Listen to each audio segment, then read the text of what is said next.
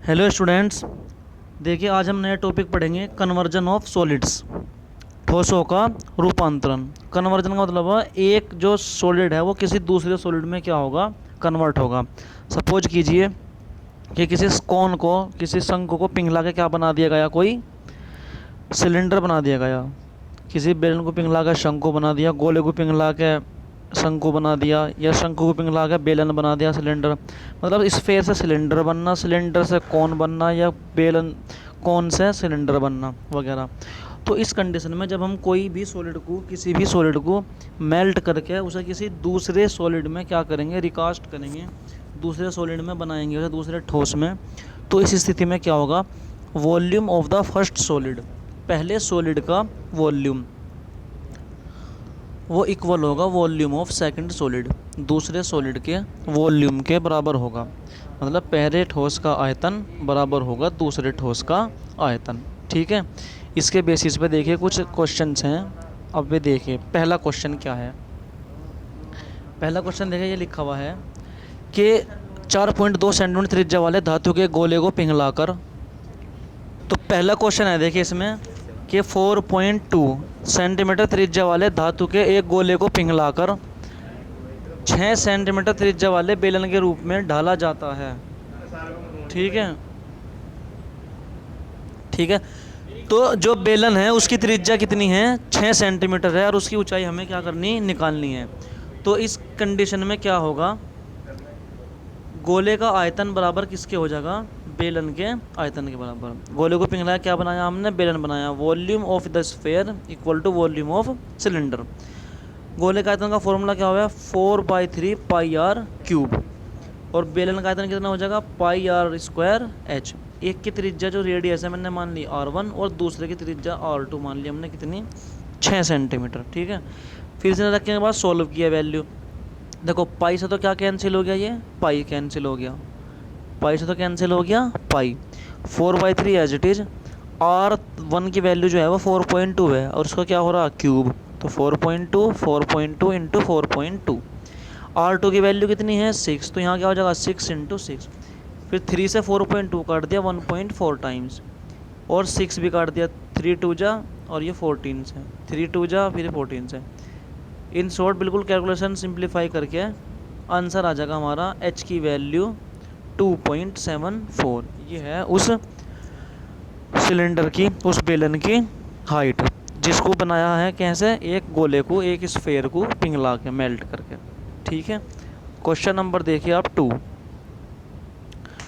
Question number 2 ये है, metallic sphere of radius 6 centimetre, 8 centimetre and 10 centimetre. 3 sphere हैं, 3 गोले हैं, एक की रेडियस है 6 सेंटीमीटर, एक की है 8 सेंटीमीटर, एक की है 10 सेंटीमीटर। इनको मेल्ट करके पिघला गया, एक बड़ा गोला बनाया गया। तो बड़े गोले की क्या बतानी है हमें, त्रिज्या बतानी है कितनी होगी, radius. Find the radius of larger sphere. तो 3 को पिघला के एक बड़ा गोला बनाया है, तो एक बड़े गोले का आयतन, volume of 1 sphere equal to क्या हो जाएगा, sum of the volumes of 3 sphere. 3 छोटे गोलों के आयतन के बराबर हो गए। मान लीजिए बड़े वाले गोले की, जो बड़े वाला स्फेयर है उसकी रेडियस कितनी है, R है। एक की रेडियस हमें R1 ली, एक की हमने R2 ली, और एक की कितनी ली, R3 ली। वॉल्यूम का क्या लगा दिया हमने फॉर्मूला, इसके लिए 4/3 पाई आर क्यूब, इसके लिए 4/3 पाई आर 1 का क्यूब, 4/3 पाई आर 1 क्यूब। 4/3 पाई क्या ले लिया सब में से कॉमन, यहाँ तो क्या बच गया R, और यहाँ हो जाएगा R1 square plus R2 square plus R3 cube, sorry R1 cube plus R2 cube plus R3 cube. 4/3 पाई से 4/3 पाई पूरा का पूरा क्या हो गया, ये कैंसिल हो गया। R1 की वैल्यू 6, R2 की वैल्यू 8, R3 की वैल्यू 10। इनका सबका क्या कर दिया, क्यूब। 216, 512 और 1000, इन तीनों को जोड़ के कितना आ जाएगा, 1728, 1728 आ गया। 1728 जो क्यूब होता है कितने का हो गया, 12 का। और क्यूब से क्या कैंसिल हो जाएगा, ये क्यूब कैंसिल हो जाएगा। रेडियस R इक्वल टू कितनी आ जाएगी, 12 सेंटीमीटर, 12 सेंटीमीटर आ जाएगी बड़े गोले की त्रिज्या। क्वेश्चन नंबर देखिए 3। A 20 meter deep well with diameter 7 meter is dug and the earth from digging in evenly spread out to form a platform. 20 metre by 14 metre. Find the height of the platform. 7 centimetre व्यास वाला 20 metre गहरा एक कुआं खोदा जाता है। उसे के खोदने से निकली हुई मिट्टी को, बस, तो कुआं जो है वो कितने व्यास का है, उसका डायमीटर कितना है कुएं का, 7 मीटर, और आर कितना है इसमें, 7/2 मीटर। देखो क्वेश्चन ये है कि एक कुआं जो है 7 मीटर व्यास वाला है और 20 मीटर गहरा है, उसमें से जितनी मिट्टी निकली है उसे एक चबूतरे पे, एक प्लेटफॉर्म पे क्या कर दिया, बिछा दिया। उस प्लेटफॉर्म का कितना है एरिया जो है, क्षेत्रफल, वो है 22 मीटर गुना 14 मीटर। तो बताना है कि वो मिट्टी उस चबूतरे पर डलने के बाद उसका जो लेवल है, जो चबूतरा है, उसकी ऊंचाई कितनी बढ़ जाएगी ऊपर को। ठीक है, तो कुएं का व्यास दिया हमें कुएं का व्यास है 7 मीटर, त्रिज्या कितनी रखी, 7/2 मीटर उसकी रेडियस। गहराई जो है कुएं की वो कितनी है, 20 मीटर। अब जो वो चबूतरा है, जो प्लॉट है, वो जहाँ पे हमें ये मिट्टी डालनी है, उसका जो एरिया होगा, जो क्षेत्रफल होगा, वो कितना होगा, 22 × 14। ठीक है, हमने मान लिया क्या है कि चबूतरे की ऊंचाई कितनी है, h है। चबूतरे की ऊंचाई ये कब मानी जाएगी, जब उस पर हम मिट्टी डाल देंगे। तो इस कंडीशन में क्या होगा, volume of soil from well, कुएं से निकली हुई जो मिट्टी है उसका वॉल्यूम इक्वल किसका होगा, volume of soil use to make plot में लगी मिट्टी के आयतन के बराबर। अब चूंकि मिट्टी कहाँ से निकली है, वो एक कुएं से, वेल से। कुएं की शेप कैसी होगी, एक सिलेंड्रिकल बेलनाकार शेप होगी, तो उसका वॉल्यूम क्या हो गया, πr²h। और प्लॉट में लगी मिट्टी का आयतन क्या हो जाएगा, उसका क्षेत्रफल यानी कि एरिया इंटू उसकी हाइट, ऊंचाई। 22/7 रखी पाई की वैल्यू, r² 7/2 और h कितना है उसका 20। क्षेत्रफल उसका 22 × 14 × 4। इन्हें कैलकुलेशन कर ली, देखो हमने 7 से पहले 7 काट दिया, 2 × 2 = 4, 4 से 20 काट दिया 5 टाइम्स। ठीक है, तो ये कितना बच, 22 से कट गया ये 22, यहाँ पे कितना बच गया, 7 बच गया, क्या बच गया 5, और यहाँ पे ओनली क्या बच गया 14। तो h = क्या हो जाएगा, 7 से 14 काट दिया 2 टाइम्स ये। अब क्या बचा 5, इधर 5 बच गया, इधर क्या बच रहा है 2, तो 5/2 आ जाएगा आंसर इसका, यानी कि 2.5 मीटर। तो वो मिट्टी डालने के बाद 2.5 मीटर का क्या हो जाएगी, प्लॉट की हाइट हो जाएगी वो। ठीक है, नेक्स्ट क्वेश्चन देखिए क्या है। नेक्स्ट क्वेश्चन समझाता हूँ आपको क्या है, कि ये एक सिलेंड्रिकल टैंक है। ये क्या है, एक सिलेंड्रिकल टैंक, बेलनाकार टैंक है कि, ठीक है, इसमें हमें आइसक्रीम भरनी है, और जिस चीज़ से आइसक्रीम भरनी है वो इस प्रकार की है। नीचे से क्या है, उसमें एक कोन, और ऊपर है उसके हेमीस्फेयर। नीचे से शंकुआकार शेप है उसकी, और ऊपर से कैसी है उसकी, अर्धगोलाकार, आधा गोला। इस कोन जैसी आकृति से, इस शंकु वाली आकृति से हमें इसमें क्या भरनी है, आइसक्रीम भरनी है, इस बेलनाकार सिलेंडर में। ठीक है, इसे मैंने मान लिया फिगर 1, आकृति 1, इसे फिगर 2, आकृति 2। ठीक है, इस सिलेंड्रिकल पार्ट के जिसमें हमें आइसक्रीम भरनी है, उसकी ऊंचाई कितनी है, 15 सेंटीमीटर, और उसका व्यास कितना है, 12 सेंटीमीटर। तो फिगर 1 के लिए जब इसका व्यास 12 सेंटीमीटर है, तो त्रिज्या कितनी हो जाएगी, 6 सेंटीमीटर, और बेलन की ऊंचाई कितनी हो जाएगी भाई, 15 सेंटीमीटर हो जाएगी। ठीक है, 15 सेंटीमीटर हो जाएगी।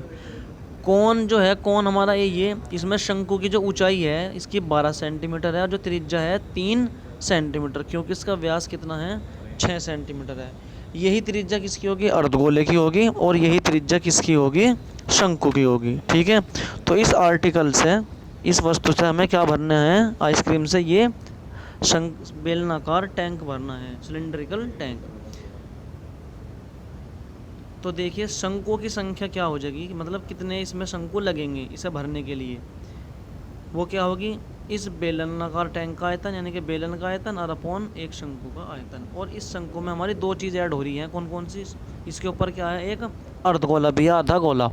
तो ऊपर तो वॉल्यूम किसका लेंगे हम, बेलन का, सिलेंडर का, number of cones equal to volume of cylinder upon volume of cone.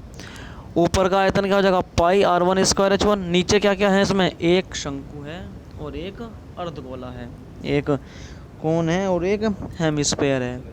इन सब की वैल्यू रख दी मैं। R2 जो है हमारे वैल्यू, R2 की कितनी आ गई, पाई कॉमन ले लिया ऊपर से, r² कितना हो गया 6, और h की जगह आ गया 15। नीचे से पाई R2 अपॉन 3 कॉमन ले लिया, पाई R2 और अपॉन 3 कॉमन ले तो क्या बचेगा केवल H2, और पाई R2 स्क्वायर क्या ले लिया कॉमन, 2 अपॉन 3 2 R बच गया। ये इसे सिंप्लीफाई करा बस गुना भाग करके। ये R2 की वैल्यू कितनी 3, 3 से क्या कट गया, ये 3 कट गया, 3 से क्या कट गया, ये 3 कैंसिल हो गया, 3 से 6 कैंसिल हो गया 2 टाइम्स, ठीक है। ये 3 दूनी कितनी हो गई 6 और 12, ये 12 मिल गया 6, ये कितने हो गए नीचे 18, ऊपर कितना बच गया था 12, इंटू में कितना हो गया 5 3 15, 6 दूनी 12 हो गई, 3 36 18 हो गई, और 3 से भी क्या काट दिया 5, तो कुल मिला के कितना आ जाएंगे 10 शंकु। इस प्रकार की जो आकृति हैं वे 10 लगेंगी हमें क्या बनाने में, इस प्रकार की आकृति 10 लगेंगी इसको सिलेंडर को भरने के लिए, ठीक है। नेक्स्ट क्वेश्चन देखिए,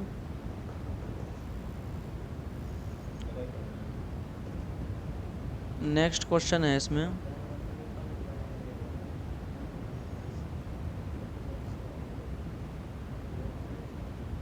क्वेश्चन नंबर 6 देखिए। क्वेश्चन नंबर 6 है कि एक घनाभ जिसे क्यूबॉइड बोलते हैं, एक घनाभ की लंबाई चौड़ाई और ऊंचाई दे रखी है 5.5 10 और 3.5 सेंटीमीटर, ठीक है।